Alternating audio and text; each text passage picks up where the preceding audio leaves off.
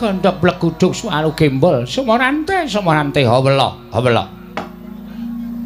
jumbo karo rantamaning atiku nadyan kabeh para cantrik kaya siswa Sukalima padha bingung awet pertapan Sukalima kaya ketaman prahara nanging bareng ndak ganda bantringangen mawa ganda arum mangambar cetha yen to iki bakal ana sowane siswaku sing tak tresnani Bratasena lah dalah ndara dasih rantamaning atiku ngger Bratasena anakku murid anakku siswa anakku wong gagah wong jlunet kowe padha kanthi harja sapratamu ngger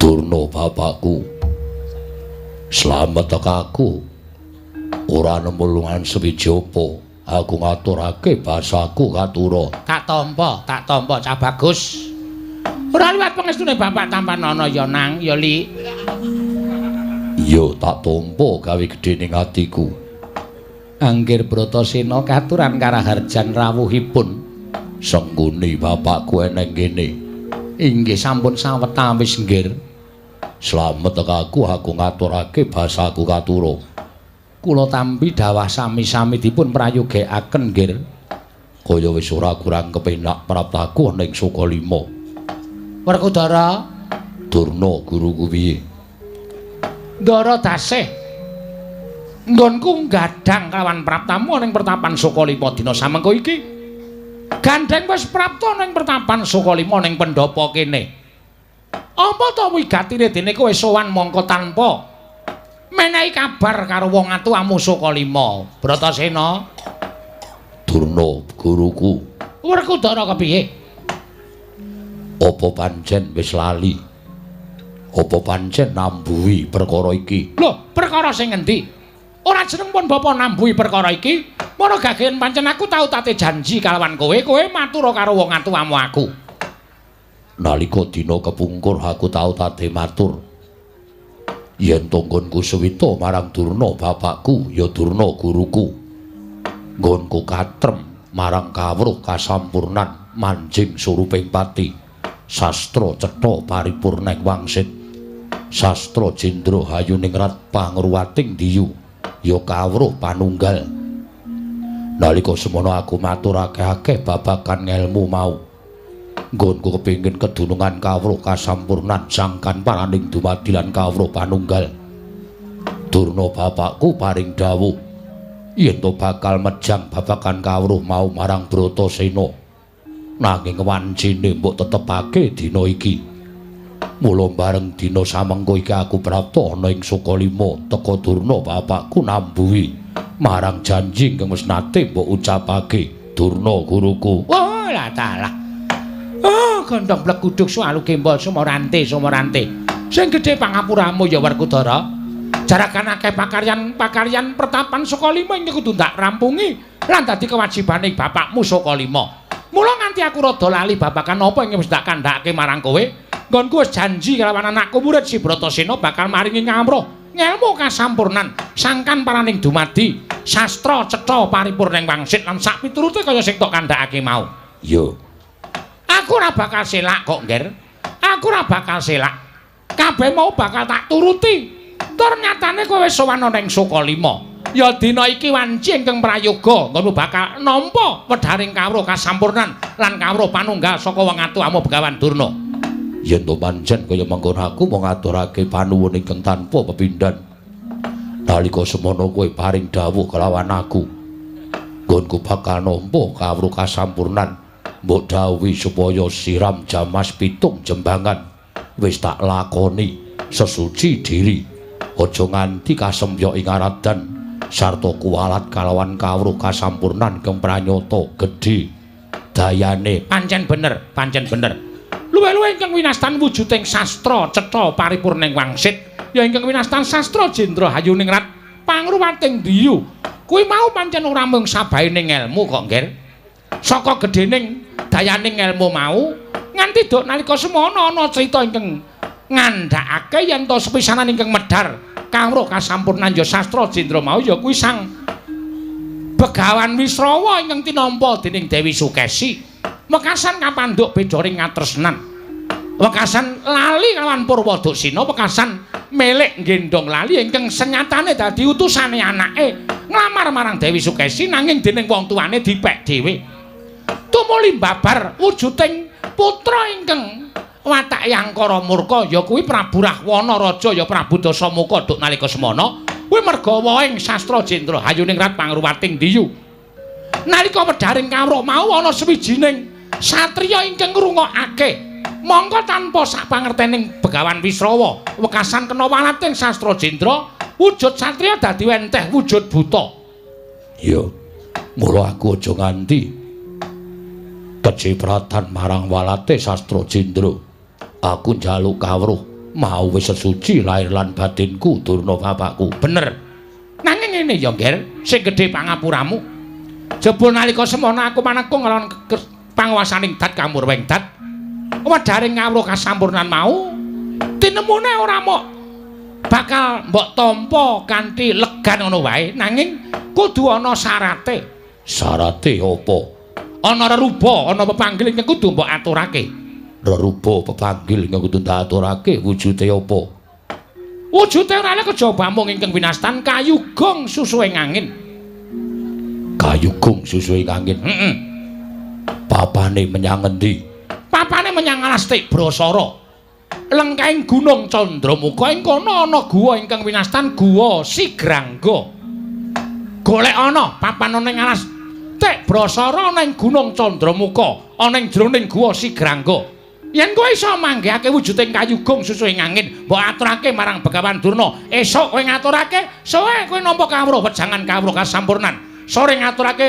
kayugong susuing angin esuk bakal nampa kawruh panunggal saka bapa gurumu ing Sukalima iki Nger Bratasena yen pancen kaya mengkono Durna bapakku aku njaluk pamit bakal budal marang Alastik Brasara ana ing Gunung Candramuka pernayana ing Guwa Sigrangga tak golekane kayugong susuing angin dadi sarana reruba nggonku bakal entuk kawruh kasampurnan lho kosek Bratasena kosek durung ilang kangenku durung suda kapangingpun bapa kalawan anakku lanang Bratasena apa ora prayoga tak kanthi manjing ana ing jroning pertapan Kembul Bujana dhisik karo wong atuwamu aku perkara Kembul Bujana tinemu mburi kuwi gampang sing wigati entuk pakaryanku nggonku golek kayugong susuing angin tumuli entuk kawruh kasampurnan lan kawruh panunggal nembe aku bakal katon enak nggonku dahar bareng karo Durna bapakku wah dalah ya Nger sing surti ati-ati duga-duga digawa ya Bratasena sing prayitna nggonmu goleki kayugong susuing angin yen wis entuk tumuli aturna Begawan Durna mengko bakal tak wejang kawruh kasampurnan kawruh kapanunggal aku nyuwun pamit sing ati-ati aja kaya bocah cilik senggone bapakku aku njaluk pamit inggih ngiring ngatos-atos Swatama kakangku aku nyuwun pamit ya Dimas sing ati-ati aja kaya bocah cilik ndak balang puja sesanti muga-muga lanang juritmu bisa pikantuk apa ingkang mbok upaya ya Nger Bratasena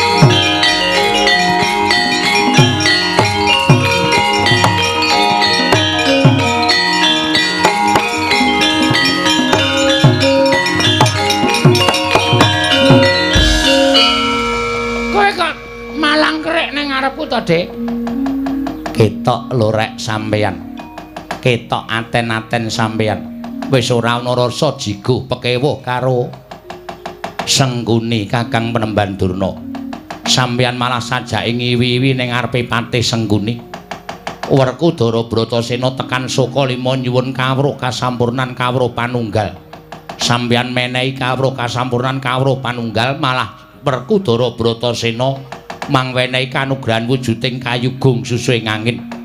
Yen ngono pancen bener ketoke sampeyan lair ndedhiple teng Astina nanging batin sampeyan ngemuli karo anake Pandhu. Sampeyan ngemuli karo Bratasena. Yen ngono dadi atur ngesening anak Prabu Duryudana yen to Kakang Penemban Durna pancen sanyata merengkang sanga pernatan hukum negara Ngastina. Pidana apa ingkang bakal mbok sandhang Kakang Durna? Kosek ta.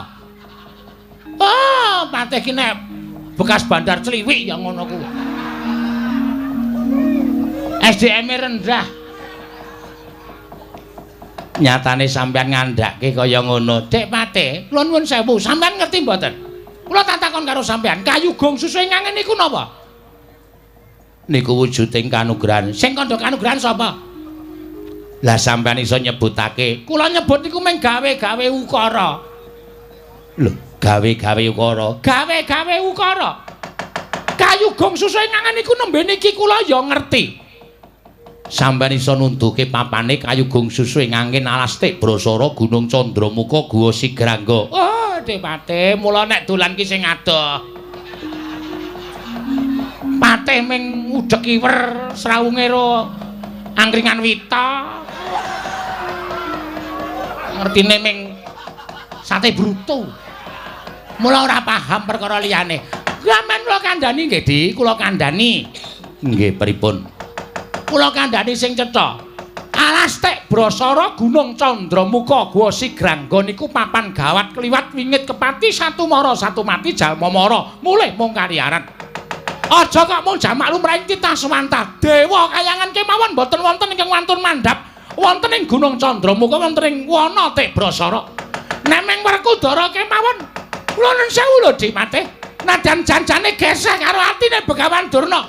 Ning Werkudara kula kongkon teng Petik Brasara niku supaya kula niku ngestoke dawuh anak Prabu Duryudana supaya Bratasena mati teng Petik Brasara. Dik Patih kang Penemban Durna.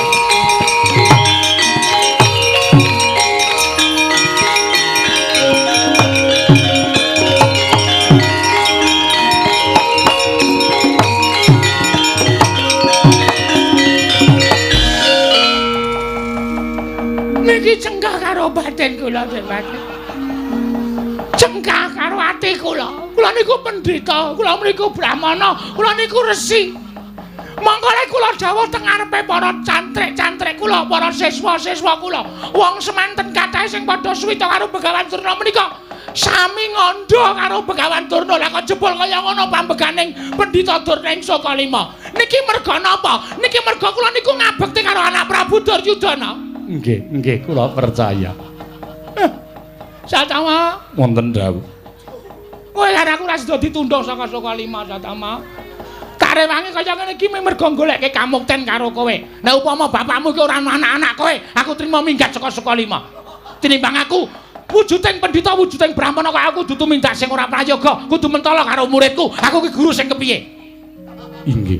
Ning merga iki kowe Satama, kowe ora kok perkara Begawan Durna kuwi ngawula karo derajat pangkat, ngawula karo bondo donya. Wah, aku ora dadi pendhitaning ratu ora apa-apa. Aku ora dadi duwe bondo donya ora apa-apa. Ning aku dadi pendhita sing apik, dadi pendhita sing bener. Inggih. Ngaturaken panuwun ingkang tanpa pepindhan Kanjeng Rama dene paduka tresna dhateng ingkang putra pun Swatama. Oh, pun Manpetung, saniki Manpetung. Sampeyan krasa mboten nek Durna niku lahir batin tansah mitu kalian anak Prabu Duryudana? Nggih, kula percaya, kula percaya. Matur nuwun Kakang Durna. Matur nuwun Kakang Durna. Nek wis kaya ngono lagi matur nuwun, wong niku mbaya pinter sithik. Oh, ladene dadi patih-patih. Gobloke ra umum. Sampeyan biyen zaman pilihan patih mesti ngekeki duit rakyat 100-100 ta. Mang taun gemeremeng ora cetha. Ngaturke panuwun Kakang Durna malah sak mangke kula tak nyuwun pamit. Kula tak bali teng Ngastina napa sing pun dumadi teng Sukalima niku dadi atur anak Prabu Duryudana. Mbok menawa dados lejar penggalipun anak Prabu Ngastina. Sembah kula kantur anak Prabu Ngastina nggih, Di. Nggih, Kakang Prembantuna. Ngantos-antos Lek Patih. Nggih.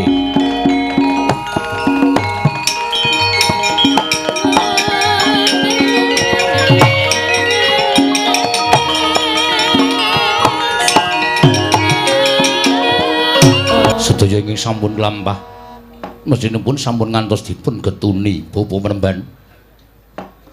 Menika nandhaken yen antawisipun panjenengan menika kagungan putra siswa inggih menika pun Bratasena nanging tasih awrat dhateng kamuktenipun ingkang putrapun Swatama.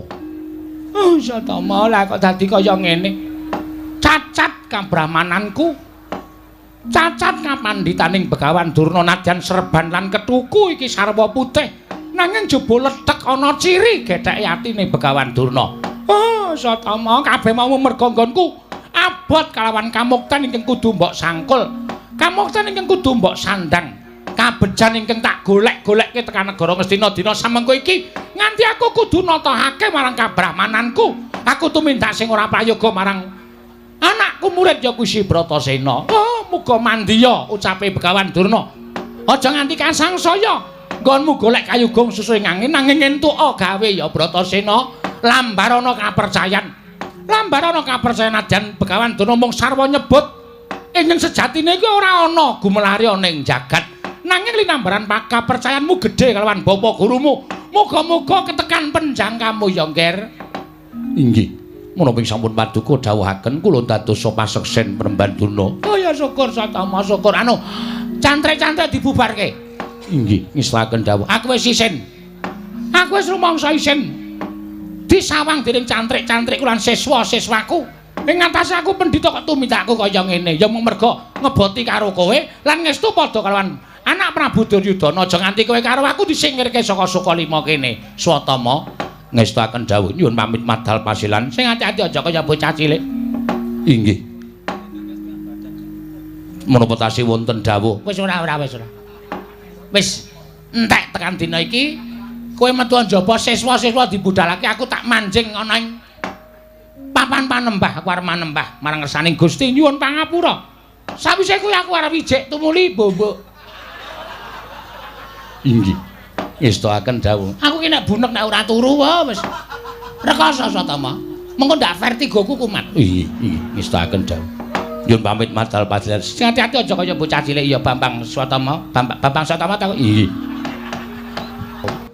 Tan kawusa manjiboten Gupit Sanggar Saruna ganti kecapa. Nenggih lampahing Sang Bratasena glisa kang munggel kawi.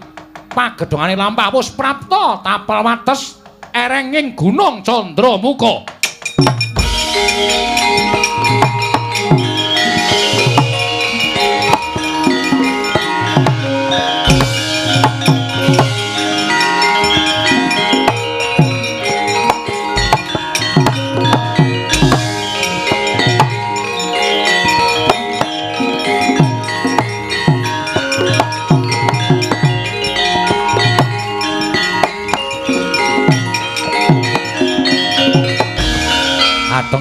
Denger nganti kaya tugu Sinukarta. Tugu papan ingkang manggon Sinukarta rinengga-rengga lah menika ta warnane nenggih panenggak Pandhawa Raden Bratasena ingkang wis nampi timbalanipun ingkang Sang Guru Nadi nenggih Sang Begawan Durna kinanangulari kayugung susu ing angin. Nalika semanten sigra matekaji Bandung Bandawasa wungkal bener pengantep-antep wuwuh kekuwataning Sang Bratasena. Nalika semanten sigra ndukiri wreksa ingkang ageng-ageng sela-sela den glundhungaken satemah bubrah kanan alastik brasara.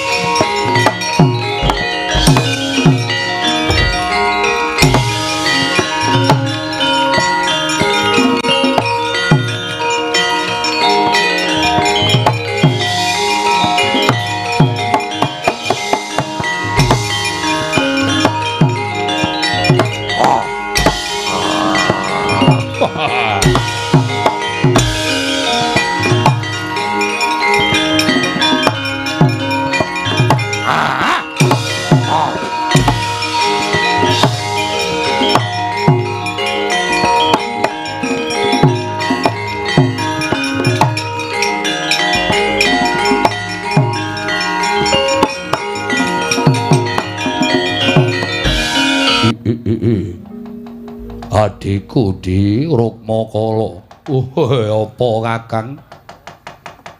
Gumarubuk ana lengkaing Gunung Candramuka nganti gawe sumuk. Nggonipun Kakang lawan Siadi mapan ana ing Guwa Sigrangga. Lah kok dadi bareng tak wis padhake ora wujute prahara ingkang tiba ing Gunung Tibrasara utawa ngalas Tibrasara. Nanging eneng menungsa ingkang wani gawe geger gawe rusak alas Tibrasara. Wah, ladala. Sumuk nyawani nidam terbelo. Wani gawe rusak alas Tibrasara, wani ndukiri watu-watu sing gedhe. Kepasang yogya katujuhe ngeno Kakang wis pirang-pirang minggu kowe karo aku ora entuk kidang menjangan. Aja tok kidang menjangan nagan wegul wae ora ana. Malah sendang-sendang padha asat garing mekingking bumi Tibrasara. Mula mbok menawa iki dadi utusaning dewa dadi pangane awake dhewe nggone nyambung urip ana ing alas Tibrasara ning Gunung Candradimuka. Mara coba tak prepekane satriya iki. Lata.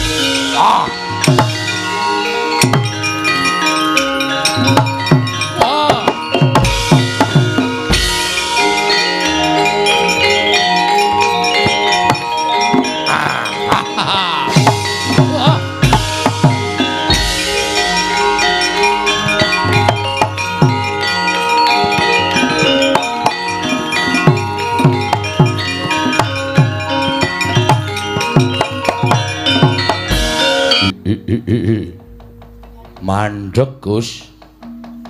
Mandhega dhisik leren nggonmu ngrubuhake wit sing gedhe, nglundhungke watu-watu alas Tibrasara.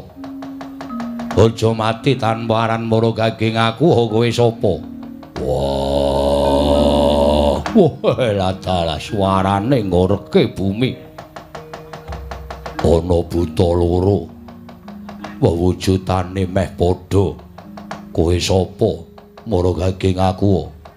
Aku sing tunggu alas Tibrasara, sing ngreksa Gunung Candramuka, papanku ana ing Guwa Sigrangga. Aranku Rukmuka, aku Rukmakala. Pancen aku karo adiku kuwi meh mirip sarta akeh ingkang padha ngarani kembar, nanging sejatine tuwa aku tinimbang adiku Rukmakala. Kowe sapa? Raden Bratasena. Apa sababe mlebu tengahing alas? Goleki ingkang didhawuhake dening guruku. Lho, kowe goleki apa, Gus? Kayugung susuhe ngangin. Ladala keblasuk lakumu. Selagine aku ingkang wis mataun-taun mapan ana ing alas kene durung tau ngerti ingkang winastan kayugung susuhe ngangin. Mula Kang Sangga kuwi aja mbok bacotake nggonmu goleki kayugung susuhe ngangin tinimbang kowe ingkang dadi panganing Rukmuka lan Rukmakala. Yen kowe mbacut goleki Kang Mbok Upadi liwat daran kene bakal tak wenehi dalan. Nanging aku njaluk karo kowe. Gandeng wis pirang-pirang sasi aku ora mangan sarta ora ngombe, aku tinggal ana daging setampel getih setetes. Tak nggone nyambung urip karo adhiku Rukmakala, Raden Bratasena. Rukmuka lan Rukmakala. Yen pancen kowe darbe niat bakal mangan lawan Bratasena, aja mung daging setampel getih setetes. Nanging yen bisa malah aku kage panganen. Aku wutuh iki panganen entekno karo wadimu. Lho, ikhlas karo nyawamu, ora ikhlas sebab apa? Yen ikhlas tumung kula bapa ngakoso ibumu Pertiwi. Aja ngatutke dosane Rukma lan Rukmakala dina iki kowe tak tadah kala mangsa nanging carane sapi jagalan dhisik Bratasena. Yes, mbok jagal aku bakal mbok pateni, aku mbok dadekke panganmu, aku manut. Wah, dalah. Sugal bocah iki keparat ora ngerti kadikteaning Rukma lan Rukmakala. Kakang Minggira saute lak cokote gulune mocos getih tak sesep mengko daginge didum wong loro. Ayo aja nganti kesuwen Yayi Rukmakala.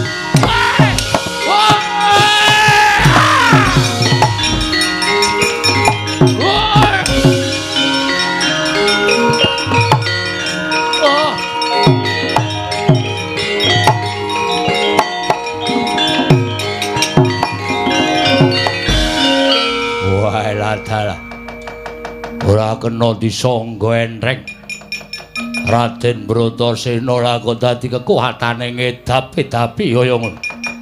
Ora. Piye Kakang mengarep mangane kok kangelan. Monggo iki wis pirang-pirang sasi ora mangan daging kidang menjangan. Rukmakala, apa Kakang Rukmaka? Satriya iki ora kena disangga enrek. Nyatane ijen-ijen kowe karo aku ora menang. Becike piye krubut loro? Krubut loro piye kowe saka mburi aku saka ngarep. Sapa sing iso nglimpe pateni, Bro? Pateni Bratasena.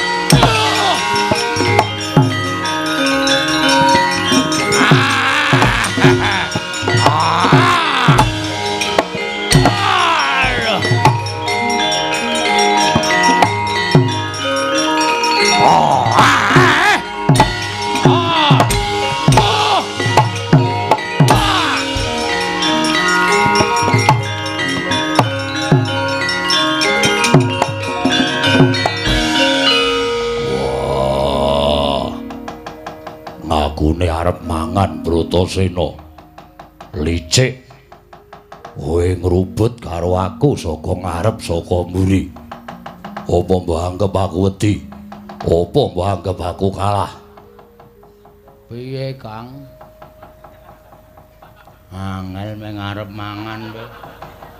Enak nek genduren ya, Di. Wah, iya. Walah pancen satriyane Digdaya. Aja nganti kendhu tekan semene. Mumpung wonge madhep rene.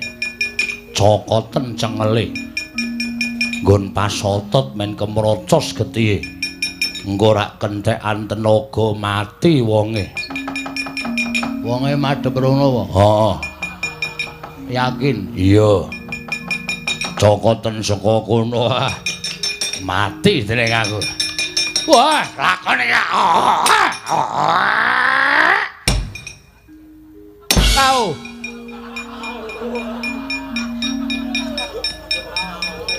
Piye, Didupak cangkemku. Saiki wonge madhep rene, Kang. Apa iya? Saiki wonge madhep rene. Saka mburi, Kang, asik lho. Cokoten saka mburi. Gendang cokot. Wah. Cokote nggon pasotot. Mendang tekaning pati. Ngono. Piye, Kang? Wis kedupak sih. Genti kowe mumpung wonge madhep rene.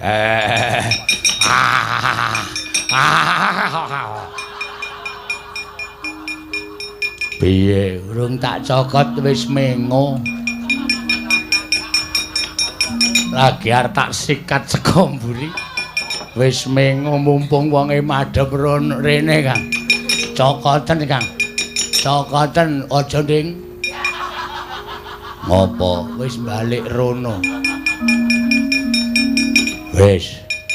Mumpung wonge madhep rono. Cokoten. Cokoten mumpung wonge madhep rono. Asem iki. Ngapusi kowe. Aku ora omong mumpung wonge madhep rono to. Buta budhek kowe. Krubut loro wae mati tre.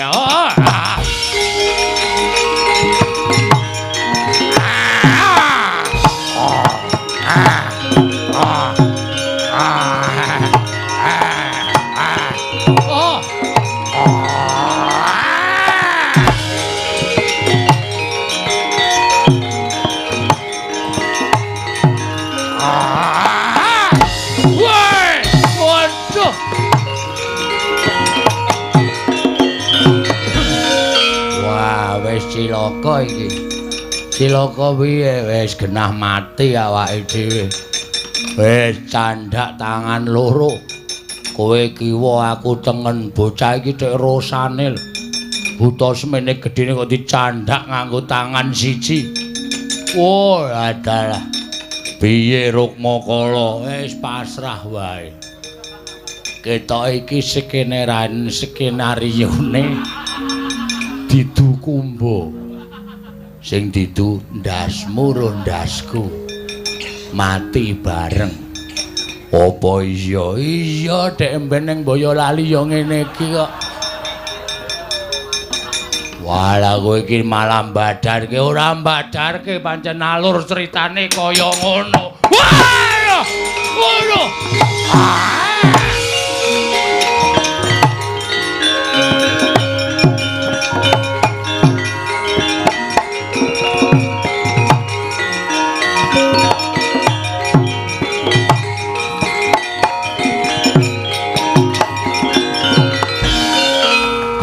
Sirahe yaksa kalih sang Rukmakala nalika semanten gletak mungguing dadah tutuk ngorok kaya kawah sirna margalayu ilang sipating Rukmakala sinaputing pedhut dadak pangejawantaning Hyang Pikulun Surapati ya sang Hyang Pikulun Bathara Indra miwah sang Hyang Pikulun Prabancana kagyat kadrekasan sang Bratasena wau.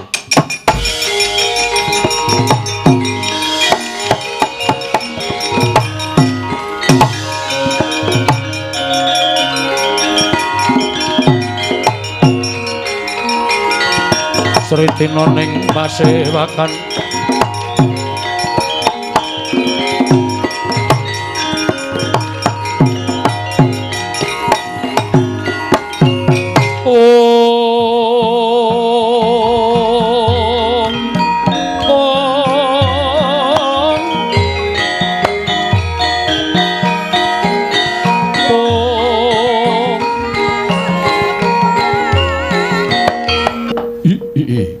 Mastunama sidam skaring bawana langgeng kulup Bratasena aja kaget ulun Bathara Indra ingkang merpek iki lawan jeneng para kulup Bratasena kelawan kadang ulun ya kuwi Kakang Bathara Bayu ilang wujuding buta loro Rukmakala katon pangejawantaing Bathara Indra lan Bayu bapakku. Aku ngaturake bektiku katur ulun tampa karya bombong penggalih ulun ora liwat pangestu ulun Tampanana ya ulun tampa pangestu ning Bathara Bayu Tampanana ndak gegem dadiake jimat lan sumurupa nggih sayektine buta loro iki mau merga kedadian saka panjenengan ulun lan pukulun Bathara Bayu ingkang nampa soting Sang Hyang Jagat Giripati. Wekasan ulun wenteh kaya wujuding yaksa ingkang mapan ana ing Gunung Candramuka. Ing atase padha kepenak dadi dewa. Sabab apa dadak dadi buta barang? Bratasena ana dawuhmu apa? Nalika dumadining pahargyan 1000 taun jumenenganing Sang Hyang Jagat Girinata ana ing kayawangan dianakake ya kuwi pahargyan lelangen beksan ingkang ngaranan beksan Linggadbawa. Wonten ingkang sanbeksa para widodari mantasaning para widodari dene para dewa dikeparengake anabuh gamelan Lukananta. Pirang-pirang widodari ngene padha mambeksa nganggo busana ingkang sarwa tipis. Klebu Bathari Wilutama ingkang dadi mantasaning widodari ulah Langentaya nggone mbeksa nalika semono nganggo busana sursutra ingkang sarwa tipis monggo kabeh padha prisa lamun Bathari Wilutama kuwi sesingitane Sang Hyang Jagat Girinata. Pukulun Bathara Bayu nalika semono ora kuwat nggone nyawang Sang Hyang Bathari Wilutama nggone lelangan beksa wekasan nganti ngeses angine. Wekasan nyingkep marang busananing Sang Bathari Wilutama katon wentise mencorong kaya kencana sinangling bubar para dewa nggone nabuh gamelan Lukananta. nganti padha bingung bilulungan sak kepenake dhewe. Iya. Setan iki.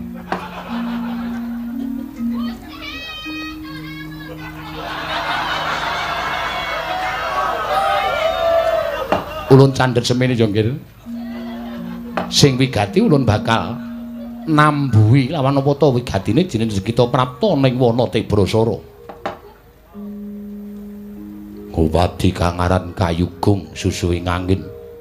Kayugung Susuing Angin. Ya. Dawing Durna bapakku aku kinen ngupaya menyang endi dununging Kayugung Susuing Angin. Kudu tak goleki ana ing telenging alas Tebrasara, ana ing Gunung Candramuka. Mula gandeng ilanging buta loro mau wenteh dewa loro, Bathara Indra lan Bathara Bayu. Aku njaluk pituduh menyang endi Kayugung Susuing Angin. Werkudara, Bathara Indra, kepiye? Kayugung Susuing Angin mau sayekti mboyaana, nanging aja kita ngluputake kelawan ingkang paring dawuh, ya kuwi guru kita.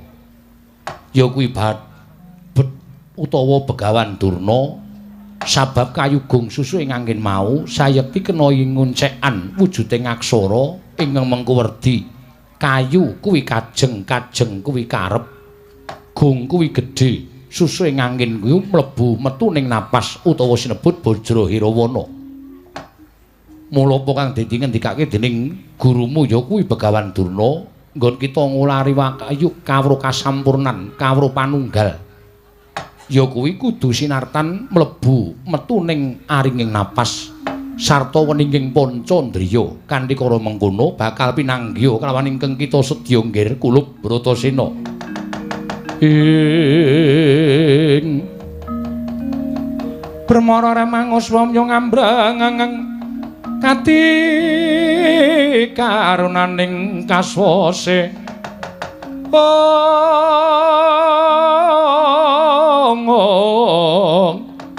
Long lalu mangulati surya mangrang sang wayah.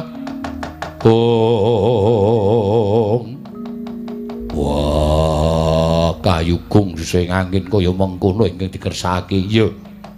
Lan ulun bakal paring bebungah kelawan jeneng kita, gandeng kita ingkang wis bisa mbirat kelawan sukerta ingkang ulun sandhang wujud yaksa wenteh wujud dewa. Kulup tampan ana ingkang ingaranan Sesupe, Sesotya, Druwendra, mani ing Candrama. Dene daya panguwasane, lamun kita ngambah telenging banyu tanpa bidaka ya ing daratan.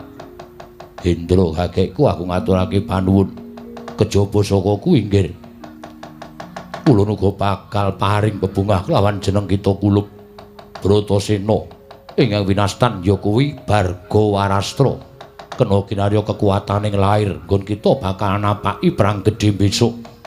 Sartane ulun bakal paring sandangan sawise ulun nyandangi jeneng kita nggone mapan ning telenging bungkus. Kita bakal ulun paringi wujuding sandangan ingkang ingaran Gelung Minangkara krana pratandha panunggaling kelawan Sangoti Pati. Wah, Bayu bapakku ngaturake panuwun. Mara ulun kanthi golek papan ingkang prayoga bakal ulun sandhangi kelawan jumbuh kelawan apa ingkang ulun dawuhake kelawan jeneng kita Kulup Bratasena.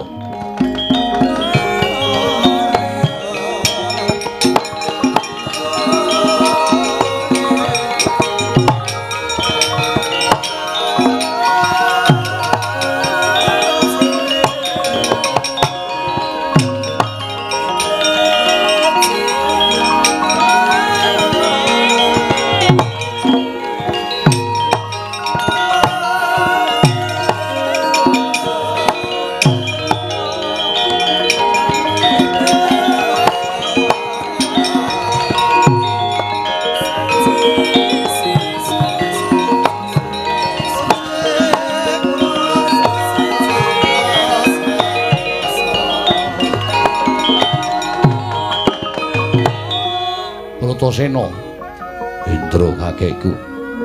Sawise kita entuk busana saka Kakang Ulun Bathara Bayu sartane wis entuk pusaka saka panjenengan ulun. Mara kita bali marang pertapan Sukalima.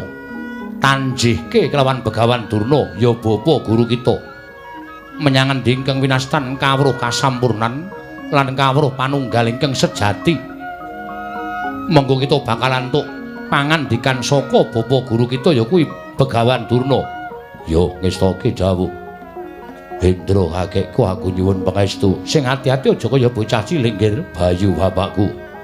Aku njaluk pamit nyuwun pangestu muga-muga bisa ketekan penjangkaning Werkudara.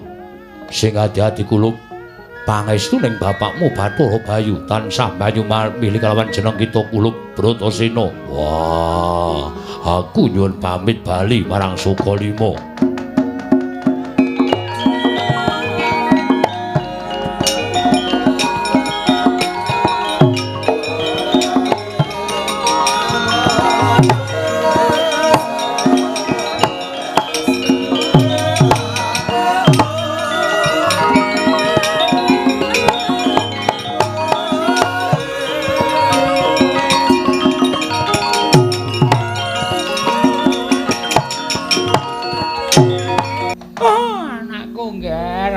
Wong gagah. Anakku wong sentosa Bratasena. Nganti cemengklungen nggonipun bapa ngrantu kelawan sowanmu. Embane kaya ngenteni sileming palwa gabus kumambanging Sila Kresna kulup. Kepiye munggo pawartane pun bapak pengen midhangetake ning Teti Longger. Durna bapakku piye? Aku wis prapta ning Alastik Brasara. Wis goleki kangaran Kayugung Susuing Angin. Apa bisa ketemu Kang Winastan Kayugung Susuing Angin? Nalika semono aku ketemu karo dewa loro. Loh. Dewa loro? Ya, ingkang memba buta. Jenenge Rukmakala. Buta ganggu gawe lakune Bratasena, wekasan buta loro tak pateni. Wenteh wujuding dewa kang aran Bathara Indra lan Bathara Bayu. Nalika semono aku ngandhake nggonku goleki Kayugung Susuing Angin. Bathara Indra paring dawuh ora ana wujude nanging kowe ukara ingkang isa digelar. Tegese piye? Kayugung Susuing Angin, kayu kuwi kajeng, kajeng kuwi karep, gung kuwi gedhe. Susuing Angin kuwi mlebu metu ning napas utawa sinebut Bajra Hirawana. Jebul kabeh mau sasmitamu nggonku bakal nggayuh kawruh kasampurnan lan kawruh panunggal. Kudu sinartan madhep manteping ati mlebu metu ning napas ing lan tansah nganggo weninging cipta sarta kapercayan. Jumbo kalan keng mbok kandhake winastan Kayugung Susuing Angin. Mula sing gedhe pangapuramu yen to aku ora iso ngaturake wujudan kang aran Kayugung Susuing Angin. Nanging dawuhing Indra kakekku pancen kaya mengkono menggah. Njlentrehing kang winastan Kayugung Susuing Angin Durna bapakku. Oh, anakku nggih.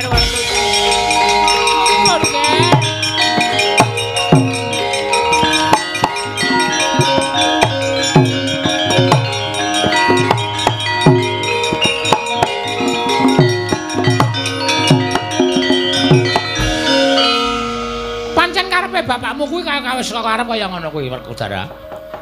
Kayugung Susuing Angin, kayu kuwi kajeng-kajeng kuwi karep. Gung kuwi gedhe. Nyok gedhe nyok cilik. Gung kuwi gedhe tumuli. Susuing Angin kuwi pancen winastan Bajra Irawana. Iya. Jebul kowe lantip panggraitane kowe pinter Werkudara, nanging ora mung tekan semene. Ora tekan semene tegese piye? Nggone pun bapa njaluk syarat keruba pepanggil nggone kowe bakal nampa kawruh kasampurnan kawruh panunggal mau. Sejatine ana pirang-pirang sing kudu mbok aturake marang bapakmu ing Sukalima. Kejaba Kayugung Susuing Angin ingkang wis bisa mbok pedharake. Aku uga njaluk bakal tak paringi ngelmu wujuding kawruh kasampurnan kawruh panunggal, nanging sira kulup kudu iso ngaturake kangaran Kang Tirta Pawitra Maning Suci. Tirta Pawitra Maning Suci. Bapane menyang endi? Sepisan iki rada angel, apa kowe sago? Sago. Apa kowe ora bakal mingko? Ora bakal mingko. Nadyan kudu totoh nyawa yen durung ketekan penjangkangku ora bakal mandheg tumoleh. Yen pancen kowe saguh lan ora bakal mingkuh, Kangaran Tirta Pawitra Maning Suci kuwi papane ora ana ing dedaratan, nanging kowe kudu goleki sarana cememplung telenging samudra Werkudara.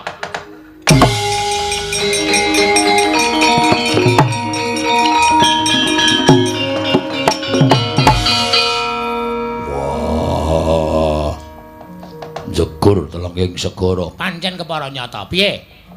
Kok sajake rada kaget atimu? Ora perkara kaget.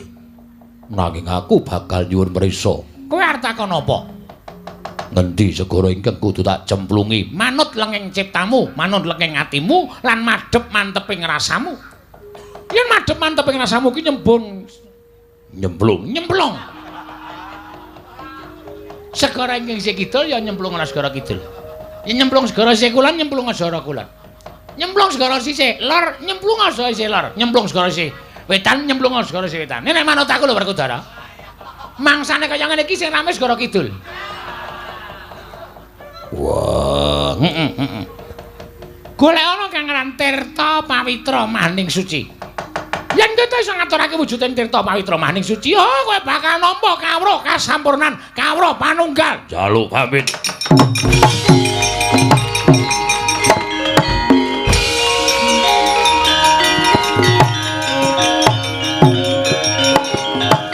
Namit pasang Kalimantabe tinebena ing lodone Demawaing Tawang Tuwang. Yayi. Menawi dipun keparengaken ingkang Raka Indrawati. Keparenga angrantu dhateng sabdanipun ngadhang kula ing Ngamarta Yayi Prabu Puntadewa menapa ta sababipun? Dene sampun sawetawis dawuh anggen kula ngrantu dhateng wiya sing pangandika ewadene. Ngantos persasat kadidene ngentos sisil ming palwa gabus kumambanging Sila Kresna. Yayi dereng kepareng medhar pangandikan. Kula nyuwun pangapunten wonten menapa Yayi? Koko Prabu jimat semban kula, Koko Prabu pengayoman kula ing Dwarawati. Menapa Koko Prabu mboten nyumurupi dhateng kawontenaning Praja Ngamarta? Ingkang dinten sakmangke persasat katutuping begawa peteng dedet lilimengan. Krana mriyatosaken dhateng kawontenanipun Kanjeng Ibu Kunti Talibrata ingkang nganggung boten kendhat anggenipun tansah muwun krana menggalihaken dhateng atmajanipun inggih menika kadang kula ing Jodipati pun Bratasena anggenipun nami lalu meguru dhateng bapa menembaning Sokalima inggih bapa menemban Durna akarya kuwatir tuwena karya mboten jenjem penggalipun Kanjeng Ibu Kunti langkung-langkung kadang kula pun Bratasena anggenipun katrem dhateng elmunipun bapa penemban Durna satemah awis-awis sowan dhateng Praja Ngamarta miwah mboten nate kundur wonten ing kasatriyan Koko Prabu Kanjeng Ibu Kunti paring dawuh nadyanto penemban Durna menika satunggiling guru ingkang mulang ngelmu dhateng sakataing siswanipun nanging jagat menika sampun dados paseksen bilih bapa menembaning Sokalima menika klebet Nayaka negari Ngastina kuwatos ing Kanjeng Ibu menawi ngantos bapa penembaning Sokalima menika mangke lajeng kalepetan dedosanipun para Kurawa wekasan mentala dhateng kadang kula ing Jodipati satemah damel sarana ame prilih dhateng kekiyatanipun para Pandhawa sarana damel cintrakanipun kadang kula panenggak ing nunggul pawenang Koko Prabu niat langening kalanggiwan agar pandan moncar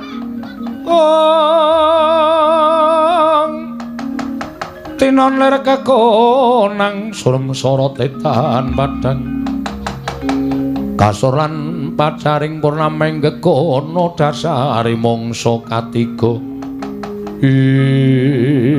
iki jagat paisane ngubutura wayah tur jagat Yayi mboten namung Kanjeng Bibi Kunti menggalihaken kawontenanipun kadang kula panenggak inggih menika pun Bratasena nadyanto ingkang Raka Indrawati sawetawis Dereng dumugi wonten negari Ngamarta, sampun kula petang-petang tuna lan bathinipun anggenipun kadang kula Bratasena menika ami lalu meguru dhateng Penemban Durna.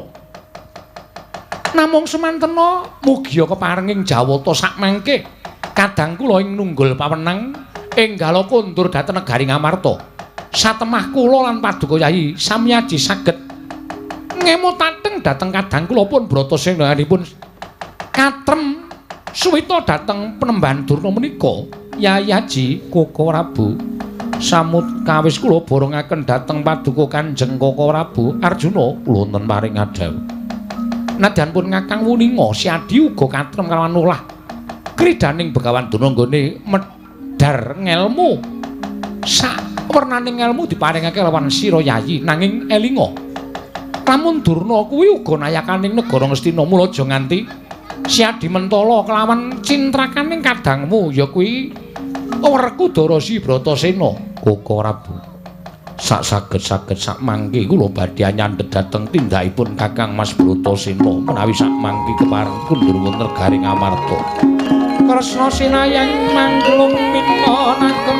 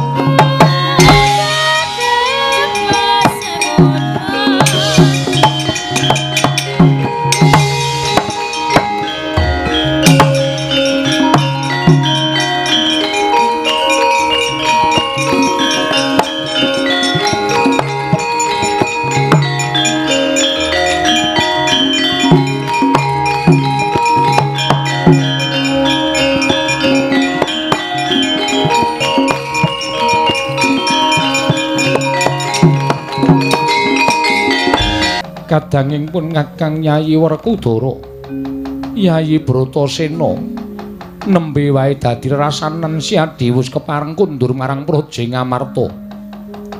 Barep kakangku, aku ngaturake basaku katura. Iya Dimas pun Kakang Tampa. Werkudara kari ora harja sapraptamu Yayi. Kresna kakangku iya. Kakang Mas kula ngaturaken bekti kula kunjuk Janaka adiku iya. Kakang Mas kula ngaturaken bekti kula kunjuk. Kakang Mas kula ngaturaken pangabekti kula kunjuk. Kembar Nekula Sedewa tak tampa. Werkudara Mara Siadi ndak aturi supaya tindak ana ing jroning kedaton. Prisanana Kanjeng Ibu Kunti Talibrata ingkang ora kendhat nggone muwun. Krana menggalihake kelawan sira Yayi nggone caketan kelawan Begawan Durna. Ing minangka dadi guruning Dimas Werkudara ya bener Yayi wong ngudi ngelmu ngono. Pancen sinartan kapercayan kang gedhe kelawan guru nadi. Nanging Siadi kudune menggalih. Begawan Durna kuwi nayakaning negara Ngastina. Begawan Durna kuwi punggawaning negara Ngastina ateges tansah caket kelawan para sata Kurawa. Kuwatiring Kanjeng Ibu lamun Begawan Durna nggunakake karti sampeka miprilih marang kekuwataning Pandhawa sarta anjlomprongake Siadi kelawan juranging kasangsaran. Mula cukup semene wae nggone Siadi caketan kelawan Begawan Durna ya Dimas Werkudara. Apa ingkang dadi ngendikaning Yayi Haji mau penggalian ya Yayi. Olah alien nganggo nalar sing ganep gelar lan gulungen. Aja nganti Siadi keseluruh dalan ingkang kleru. Marata coba. Apa sira Yayi mentala nyumurupi penangise ibumu Bibi Kunti Talibrata ingkang tansah muwun saben dina. Mung merga menggalihake sira Yayi Werkudara ya Bratasena nggone caketan kelawan Begawan Durna. Mula tak jaluk kanthi banget panjangna yuswaning ibumu sarta gawe nententrem penggalih ibumu Bibi Kunti Talibrata. Krana Siadi pisah kelawan Begawan Durna. Barep kakangku. Werkudara piye? Kresna kakangku. Ya Dimas. Nggonku bali marang Brajeng Amarta. Sayekti dina samengko aku mung kepengin pamit. Pamit kelawan sapa Yai? Pamit karo Barep. Pamit karo Kresna kakangku. Pamit karo Janaka apa dene kembar. Merga wektu dina iki durung rampung nggonku ngudi kawruh golek ngelmu saka Durna guruku, ya Durna bapakku. Nggone bakal maringi kawruh kasampurnan lan kawruh panunggal.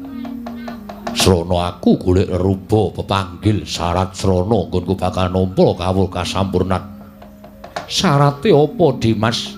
Aku kudu golek kang aran Tirta Pawitra Manding Suci. Mula aku njaluk pamit dina samengko aku bakal ngulari syarat srana nggonku bakal entuk kawruh kasampurnan lan kawruh panunggal. Srana ngaturake Tirta Pawitra marang Durna bapakku. Menyang endi nggone Siadi bakal golek kang Tirta Pawitra Maning Suci? Dawe Durna bapakku Tirta Pawitra Maning Suci bakal iso tak temokake yen to aku manjing telenging samudra bareng kakangku. Oh.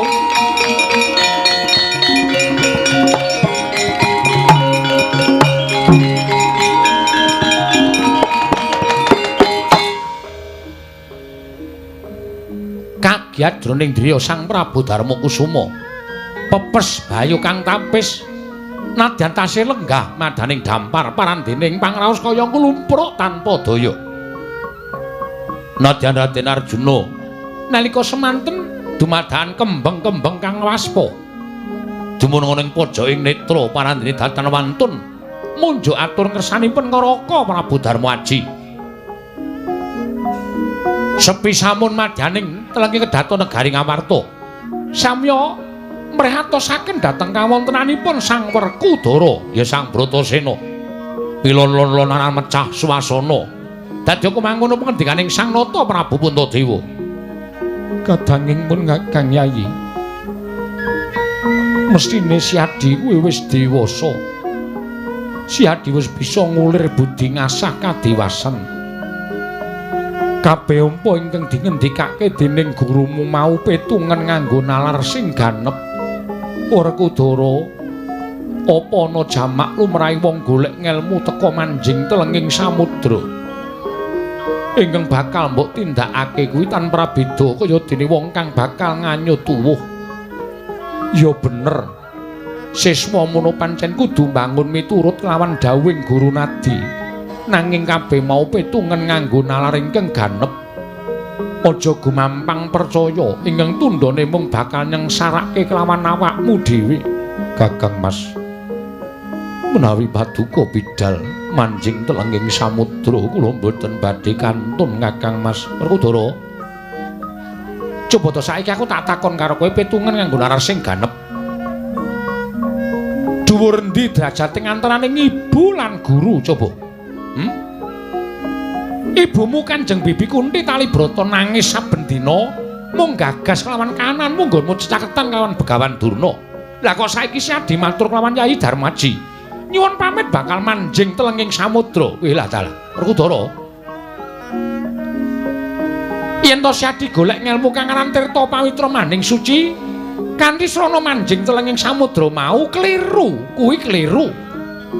Ora kanugrahan Tirta Pawitra ingkang mbok temone jroning samudra nanging mung dalaning pati. Werkudara, saiki ngene, perkara Begawan Durna sisihna saka pangrasamu. Yen Siadi kepengin nulah kebatinan ayo ta bebarengan ngudi kawan pun Kakang. Yen Siadi kepengin nulah prigeling peperangan kurang prigel apa, kurang pinter apa Kanjeng Koko Prabing Mandura. Yen Siadi ulah kepengin nulah kebatinan, Siadi ulah kepengin nulah werda, ngelmu-ngelmu ingkang migunani kurang dhuwur apa ngelmune eyangmu sing Saptawarga. Lah kok malah Siadi meguru karo Begawan Durna? Durung karuan bener ngelmune ngawuh gawar ngawur. Werkudara, cepeten semene Yai. Aja mbok terusake nggonmu bakal cememplung telenging samudra, kocap kacarita. Nadyan kaya bedet sewu nebo pategalan. Nadyan kaya ndrewili kaya grojogan pangendikaning para sepuh ing mapan wonten Garing Amarta parandene eling-eling sang pengawak waja datang mundur saking geguntur datang endo saking pangrepa sigra cancut tali wanda minglar saking Garing Amarta jumujuk wonten ing samudra geger madyaning Projeng Amarta.